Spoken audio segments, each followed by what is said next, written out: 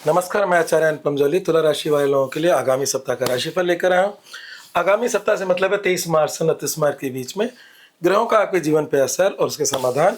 तो हम देखते हैं ग्रहों की स्थिति क्या है। तो हम चंद्रमा जो है सबसे तेजी से चलता है। तो आपकी सप्ताह की शुरुआत में चंद्रमा अष्टम से गुजर रहा है, जो कि अच्छी बात नहीं है। तो सप्ताह की शुरुआत कुछ कठिनाइयों भरा रहेगा। 6 सप्ताह आपके पक्ष का होगा। और यहाँ पर एक चेंज और आ रहा है, शुक्र का चेंज आ रहा है, जो आपकी राशि का स्वामी है। वो राशि स्वामी जो पिछले कुछ समय से आपके छठे भाव में उच्च के चल रहे थे, वो 26 तारीख को मेष राशि में आ जाएंगे। हालांकि उच्च का होना आपको एक उत्साह देता है, ताकत देता है, पर जब सप्तम में आएंगे तब शुक्र की दृष्टि भी आपको कहीं ना कहीं लाभ देगी। बात करते हैं जीवन के विभिन्न पहलुओं पर। तो अगर हम स्वास्थ्य की बात करें तो ये शुक्र का परिवर्तन स्वास्थ्य के लिहाज से भी अच्छा है, क्योंकि शुक्र की अपनी राशि पर दृष्टि आपको कहीं ना कहीं प्रोटेक्ट या सिक्योर कर रही है। तो स्वास्थ्य के लिहाज से समय अच्छा है। करियर की अगर हम बात करें, व्यवसाय की बात करें, तो नौकरी पेशा लोगों के लिए समय अनुकूल है। पर बिजनेस मैन जो है या जो लोग बिजनेस कर रहे हैं, छठी राशि से उच्च का शुक्र और शनि का गुजरना थोड़ा बहुत बिजनेस के अंदर एक रिस्क की स्थिति बनाता है। तो अभी थोड़ा सा समय रुक जाए और मतलब बिजनेस के अंदर कोई बड़ा परिवर्तन ना लेकर आए। तो नौकरी पेशा वाले लोगों के लिए एक स्थायी सा समय चल रहा है, चिंताजनक नहीं है। परंतु बिजनेस के लिए अभी बहुत बड़े डिसीजन लेना ठीक नहीं है, उसमें कोई ना कोई छोटा मोटा नुकसान हो सकता है। बात करते हैं हमारे जीवन के प्रेम संबंधों की और वैवाहिक जीवन की। तो प्रेम संबंधों के लिहाज से समय ऐसा चल रहा है कि आपको बहुत सजग रहना होगा, अन्यथा बदनामी हाथ में लग सकती है। आपके प्रेम संबंधों को स्वामी शनि आपके दुश्मन के घर में बैठा है, और जो कि बैठा ही रहेगा, वहां तक तो ठीक था। परंतु आपके प्रेम संबंधों की राशि में राहु, मंगल और बुध भी बैठे हैं।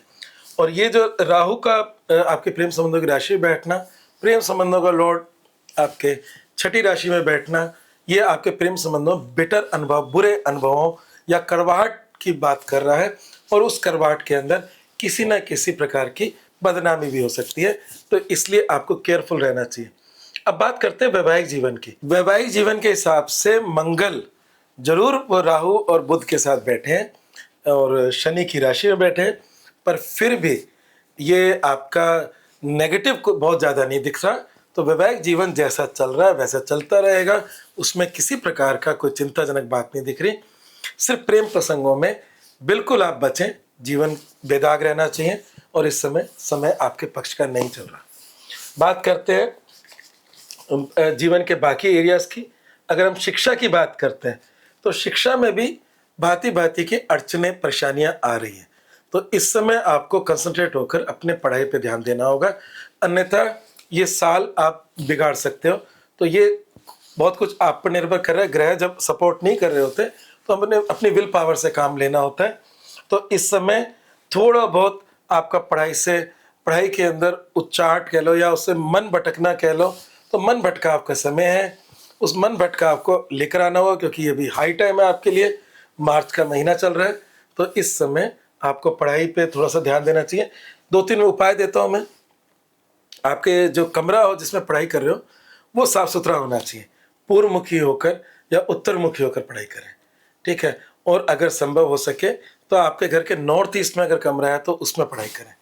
और अगर कोई बहुत ही हायर एजुकेशन की बात हो तो आपका साउथ वेस्ट और वेस्ट के बीच में जो अगर कमरा मिल जाए तो वो विद्या अभ्यास का सबसे अच्छा ग्रंथों में बताया गया है। हमारे सम्रांगण सूत्रधार, विश्वकर्मा प्रकाश और मैं मतम, इन ग्रंथों में उस जगह का वर्णन किया है कि वहाँ बैठकर पढ़ाई करने से आपका कंसंट्रेशन लेवल सबसे अच्छा और मजबूत बनता है। चलिए बात करते हैं आपके लाइफ के बाकी एरियाज़ में। तो बाकी एरियाज़ में अगर हम देखें तो ओवरऑल जो समय है, जो सप्ताह की शुरुआत है 23 मार्च और 24 मार्च, इन 2 दिन जोखिम मत लीजिएगा, क्योंकि चंद्रमा अष्टम में। 6 सप्ताह मैंने शुरू में बताया था कि शुरुआत गड़बड़ है, पर 6 सप्ताह अच्छा है। तो 23 और 24 आपको केयरफुल रहना होगा अष्टम चंद्रमा से। और उसके बाद आपके नवम से एकादश चंद्रमा गुजरेंगे, जो आपको विभिन्न प्रकार से लाभ प्राप्त कराएंगे। आज बस इतना ही। अगर आपको मेरा चैनल समझ में आ रहा है तो ज़रूर इसको सब्सक्राइब भी करें और लाइक भी करें।